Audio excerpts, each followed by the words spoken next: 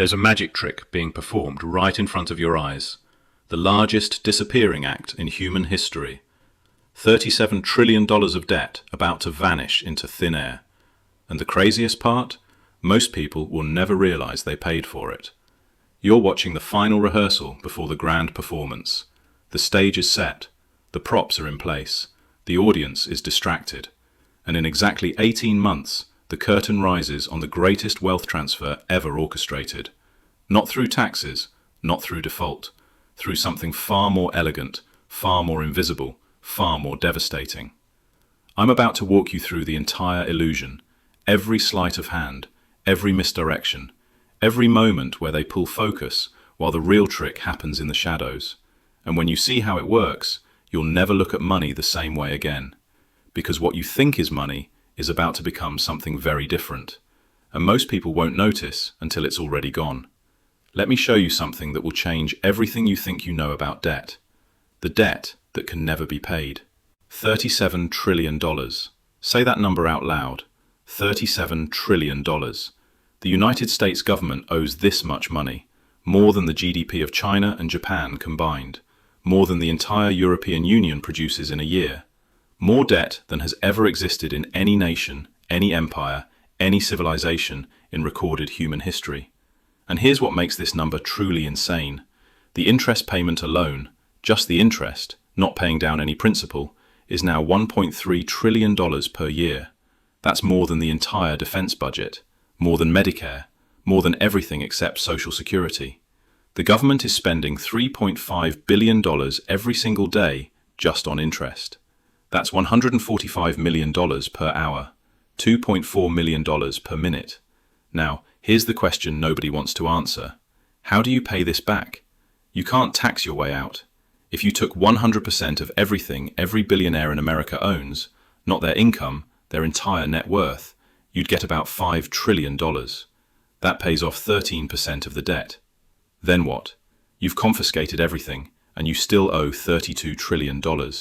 You can't cut spending enough. Even if you eliminated the entire military budget, every dollar of defense spending, you'd save $850 billion per year. You're still paying $450 billion in interest after that. And you've dismantled the military. You can't grow your way out. The economy would need to grow at 8% annually for 20 years straight while the government runs surpluses. That's never happened. Ever. Not even close. So what do you do when you owe money you mathematically cannot repay? You do what every government in history has done. You cheat. You change the rules. You rewrite what money means. And you do it in a way that looks like genius economic policy instead of organized theft. Welcome to the 2027 reset. Let me show you how the trick works. The 1933 Playbook. When they did this before. This isn't the first time, not even close. Let me take you back to 1933. America is drowning. The Great Depression has destroyed everything. Banks are failing. Unemployment is 25%. The government is broke. Debt is spiraling. And President Franklin Roosevelt is standing in front of a problem that looks unsolvable. Gold is the foundation of money. $1 equals 1/20th of an ounce of gold. That's been the rule since 1879. For 54 years, everyone has trusted this. Your dollar is literally a claim on gold. You can walk into a bank and exchange your paper for metal. But the government needs a solution. And here's what they do. April 5, 1933. Executive Order 6102. Roosevelt makes it illegal for American citizens to own gold. Not illegal to own a lot of gold. Illegal to own any gold. You have until May 1st to turn it in to the government. They'll pay you $20.67 per ounce, the official price. Most people comply. What choice do they have? It's the law. The government collects the gold. Vaults fill with millions of ounces. Citizens walk away with paper dollars, trusting the government, trusting the system. Then, January 31st, 1934, 9 months later. Roosevelt makes an announcement. The official price of gold is now $35 per ounce. Not $20.67, $35. a 69% increase overnight. Think about what just happened.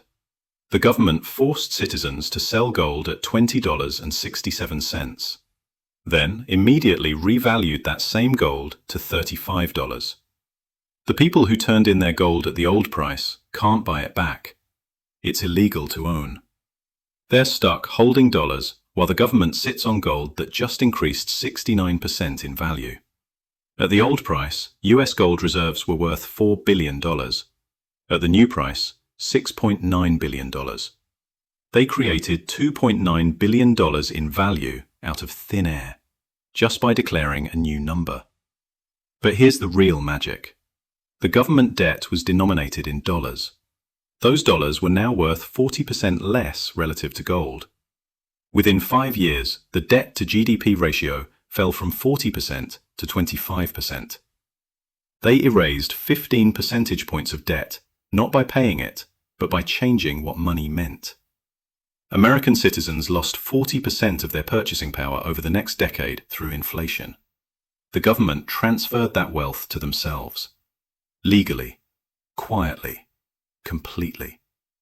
And now, 94 years later, they're doing it again. Same playbook, different assets, but the mechanics are identical. Let me show you. The setup. Bitcoin and gold in 2025. January 23, 2025. President Trump signs Executive Order 14178, the Strategic Bitcoin Reserve. The government will acquire and hold Bitcoin as a strategic asset, just like the Strategic Petroleum Reserve. The official reason? Positioning America as the leader in digital assets, ensuring we don't fall behind China, protecting American innovation. That's the story. Here's what's really happening. The US government currently holds about 210,000 Bitcoin, seized from criminals, Silk Road busts, ransomware cases, various confiscations. At current prices, around $95,000 per coin. That's $20 billion. Not nothing, but not nearly enough to matter for a $37 trillion debt problem. But the executive order doesn't just tell them to hold what they have. It directs them to acquire more. Senator Cynthia Lummis has introduced a bill proposing 1 million Bitcoin over 5 years. That's the target, 1 million coins. At current prices, that's $95 billion to acquire. But here's the thing. They're not buying it on exchanges. That would spike the price and cost a fortune. They're acquiring it quietly. More seizures from ongoing investigations. Accepting Bitcoin as payment for fines from crypto companies. Possibly mining it using government energy infrastructure. Building up reserves in the shadows. Why? Because the goal isn't to buy Bitcoin at current prices.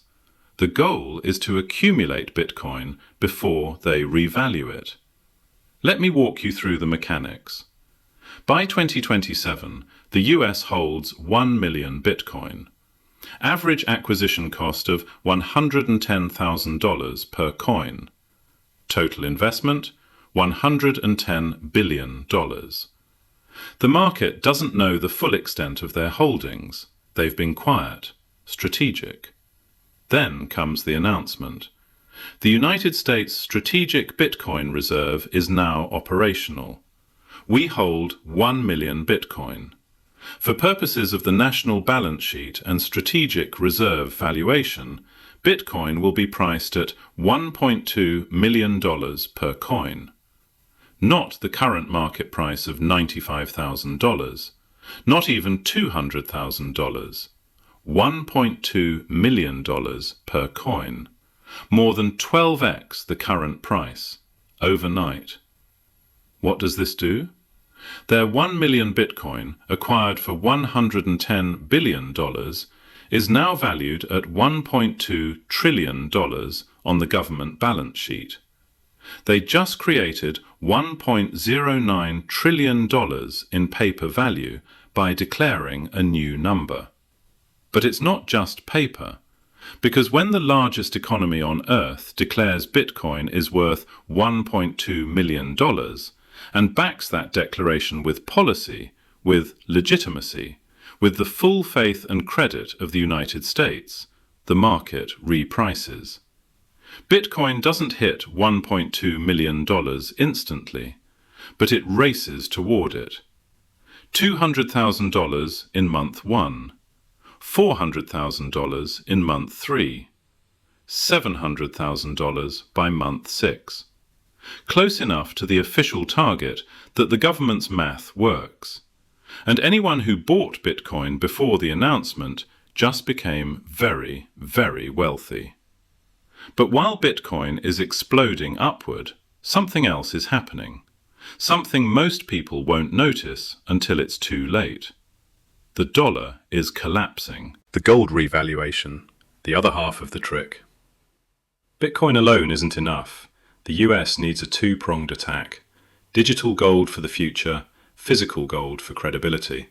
And they've got 8,133 metric tons of it. That's 261 million ounces. At current prices of $2,650 per ounce, that's worth $692 billion. Substantial, but not enough to move the needle on $37 trillion of debt.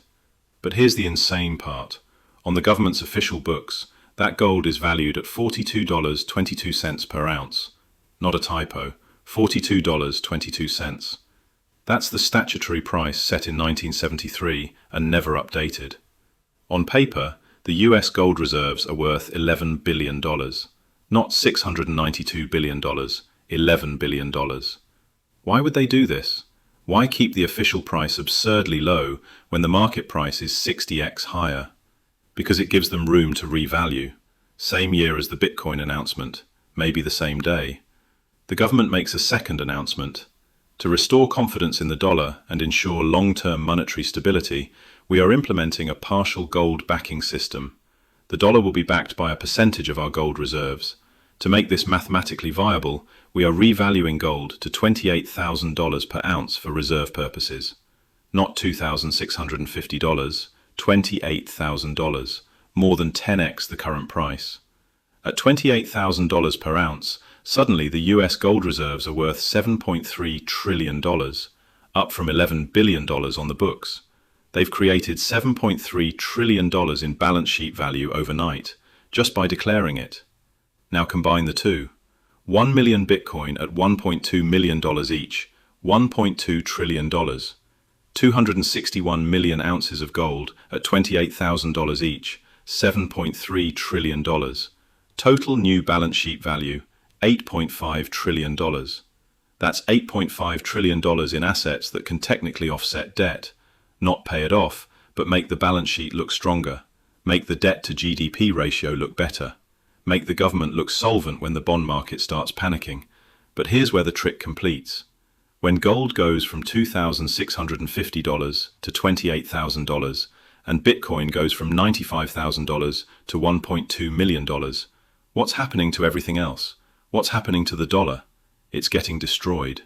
Because if gold was $2,650 and becomes $28,000, the dollar lost 90% of its value relative to gold. If Bitcoin was $95,000 and becomes $1.2 million, the dollar lost 92% of its value relative to Bitcoin. The average person doesn't think in Bitcoin or gold. They think in groceries and rent. But those prices are about to explode. Because when the dollar loses 90% of its value relative to hard assets, it loses 60 to 75% of its value relative to everything else. Food, energy, housing, medicine, everything. What this looks like in your life. Let me paint you a picture. It's March 2027. You have $150,000 in your savings account. You're not rich, but you've been responsible. You've saved. You feel secure. The government makes the announcement. Bitcoin revalued to $1.2 million. Gold revalued to $28,000. The news calls it bold economic leadership, restoring American financial strength. It sounds positive. It sounds like the adults are in charge. Then over the next 24 months, you watch this happen. Gas prices go from $3.50 per gallon to $11 per gallon. Ground beef goes from $6 per pound to $22 per pound. Your rent goes from $2,000 per month to $4,200 per month. Your electricity bill triples. A dozen eggs costs $14. Your car insurance doubles. Healthcare costs spike 80%. Your salary? It goes from $75,000 to $88,000. And $13,000 raise. Sounds good until you realize your cost of living just increased by $45,000. You're falling behind catastrophically. Your $150,000 in savings now buys what $48,000 bought 2 years ago. You lost 68% of your purchasing power. Not through taxes, not through theft you could see, through inflation, through devaluation, through the government changing what a dollar means. But the government's debt? Still $37 trillion nominally. But in real terms, adjusted for the inflation they caused, it's worth $12 trillion. They erased $25 trillion in debt burden, not by paying it, by stealing purchasing power from everyone holding dollars and giving it to themselves in the form of reduced debt. And here's the part that makes it genius. It's completely legal. It's policy. Nobody goes to jail. Nobody breaks any laws. The government just declares new prices for assets they own, and the market adjusts. You're robbed by mathematics, not by criminals. The timeline, when this happens. Let me give you the exact sequence. This is already in motion. 2025, the accumulation phase. Right now, this year, the government is quietly building Bitcoin reserves, not through market buys that would spike the price, through seizures, through deals with crypto companies settling regulatory issues, through mining operations using government energy. They're accumulating in the shadows. Gold holdings remain steady, but the narrative is shifting. More talk about sound money, more discussions about gold backing. They're setting the stage. 2026, the crisis phase. The debt ceiling becomes critical. The bond market starts showing real stress. Treasury yields spike to 5.5%, then 6%. Foreign buyers start stepping back. China reduces treasury holdings. Japan follows. The crisis creates political cover for extraordinary measures. In normal times, what they're planning would be political suicide, but in a crisis, it becomes necessary, responsible, patriotic even. Early 2027, the announcement, probably Q1 or Q2, the government reveals the strategic Bitcoin reserve is operational. 1 million Bitcoin, valued at $1.2 million each. Simultaneously, they announce a return to partial gold backing. Gold revalued to $28,000 per ounce. The media narrative is overwhelmingly positive. America secures its financial future. Bold leadership in uncertain times. Return to sound money principles. Late 2027 to 2028, the reckoning. Bitcoin races from $95,000 toward $1.2 million. Gold climbs from $2,650 toward $28,000. But the dollar is collapsing. Inflation doesn't hit 8% or 10%. It hits 35% in year one. Then 28% in year two. Consumer prices double. Real wages fall 45%. The middle class is devastated. But the government's debt burden drops from 132% of GDP to 48% of GDP in real terms. Mission accomplished. 2029-2030, the new normal. Prices stabilize at the new level. Bitcoin settles around $650,000 to $900,000. Gold around $19,000 to $24,000. The dollar has found a new equilibrium. But that equilibrium is 70% lower purchasing power than 2025. Everyone who held dollars through the transition lost everything. Everyone who held Bitcoin or gold before the announcement became wealthy. The wealth gap explodes. The American dream dies for millions. Who wins? Who loses? The winners are easy to identify. The US government erases $25 trillion in real debt without defaulting. Politicians avoid the pain of austerity. Early Bitcoin holders who bought under $100,000 become millionaires. Early gold buyers who accumulated under $3,000 per ounce win huge. The wealthy with diversified assets see their net worth explode in nominal terms. Foreign governments with gold reserves, China, Russia, India, erase their debts using the same mechanism. The losers? Everyone else. The middle class holding savings in dollars watches it evaporate. Retirees on fixed incomes see their purchasing power collapse. Bondholders get repaid in worthless currency. Pension funds holding treasuries implode. Workers see real wages fall 50%. Renters get priced out as rents double. Small businesses can't adjust fast enough and fail in waves. The social contract breaks. This isn't speculation about maybe, possibly, perhaps. This is the mathematical outcome of the strategy. It's what happens when you revalue assets 10x to 15x, while the currency they're priced in stays nominally stable. The purchasing power has to go somewhere, and it goes from the holders of currency to the holders of hard assets. The international angle. Everyone's doing it. Here's what makes this even more inevitable. The US isn't alone. Every major economy has the same problem: unpayable debt, negative real interest rates. Currency debasement is the only solution.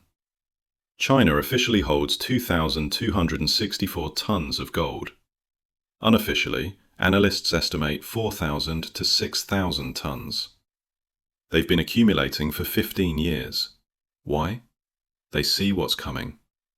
Russia holds 2,332 tons. They've increased reserves every single year since 2006. They're preparing. India holds 822 tons and is buying aggressively. The BRICS nations are developing gold-backed payment systems. They're building alternatives to the dollar. Not because they hate America, because they see the math and they're protecting themselves. When the US revalues gold to $28,000, it's not just a US event. It becomes a global repricing. If the US says gold is $28,000, and China says $26,000, and Russia says $30,000, the global market settles in that range. Everyone's gold reserves get revalued. Everyone's debt gets devalued. It's a coordinated reset that doesn't require coordination, because everyone has the same problem and the same incentive. The central banks know this. They're buying gold at record pace. Over 1,000 tons per year for 3 straight years. The most aggressive accumulation since 1950. These are institutions with unlimited research budgets, with insider information, with economic advisors who understand what's coming. And they're all making the same move. If they're preparing, what does that tell you? What you actually do about this now. I know what you're thinking. This sounds like end-of-the-world prepping, tinfoil hat stuff. Let me show you why it's not. The debt-to-GDP ratio is 132%. Verified fact. Interest payments are $1.3 trillion annually. Verified fact. This debt cannot be paid through traditional means. Mathematical reality. Every government in this situation has chosen devaluation. Historical precedent. The US did this exact strategy in 1933. Documented history. The Bitcoin Reserve Executive Order was signed in January 2025. Public record. Central banks are buying record amounts of gold. Published data. This isn't conspiracy. This is openly visible policy. You just have to look. So here's what you do. Not financial advice. Not a recommendation. Just what makes sense given the scenario. Physical gold. Not ETFs. Not mining stocks. Physical metal you can hold. Coins or bars, stored securely. Start with 10% to 20% of your net worth if possible. Gold has preserved purchasing power through every currency crisis in 5,000 years. Bitcoin. If you understand it and can secure it properly, start small, maybe 5% to 10% of net worth. It's volatile, but if the government is positioning to revalue it to $1.2 million, getting in at $95,000 is the opportunity of a lifetime. Productive real estate. Not vacation homes, not speculative flips. Farmland. Rental properties in strong markets. Real estate that generates cash flow. Property holds value through inflation because rents rise with prices. Get out of long-term bonds. Anything denominated in dollars with maturity beyond 2 years is death. You'll be repaid in currency worth 70% less. Sell now while they still have value. Minimize cash. Keep 3 months of expenses liquid. Everything else should be in assets that hold value. Cash is going to be destroyed. Build skills. When currency collapses, what matters is what you can do. Trades, medical knowledge, agricultural skills, repair work. Things that create value regardless of what numbers are printed on paper. International diversification. Don't keep everything in dollar-denominated assets, foreign accounts, foreign property, foreign stocks. When one currency collapses, you don't want 100% exposure. The window is now. Once the announcement happens, it's too late. Bitcoin at $95,000 becomes Bitcoin at $400,000 in weeks. Gold at $2,650 becomes gold at $8,000 in months. You can't get positioned after everyone sees what's happening. The moral of this story. Some of you are thinking, this isn't fair, it's theft. You're absolutely right, it is theft. Legal, policy-driven, government-sanctioned theft. But fair doesn't matter. What matters is understanding the game being played and positioning yourself accordingly. You can be morally outraged and financially destroyed, or you can be morally aware and financially positioned. I know which one I'd choose. The government doesn't care about your principles, they care about their survival, and they will sacrifice your purchasing power without hesitation, without remorse, without even acknowledging what they've done. They'll call it monetary policy and strategic reserve management and restoring American financial strength. But the outcome is the same. You lose 70% of your wealth. They erase $25 trillion in debt.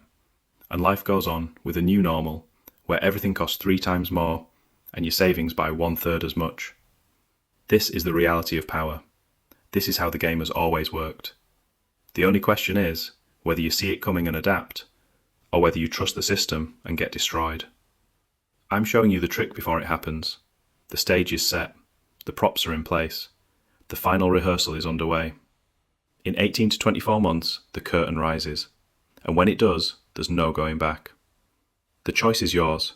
Stay in dollars and watch them evaporate, or move into hard assets and preserve what you've built. The 2027 reset is coming.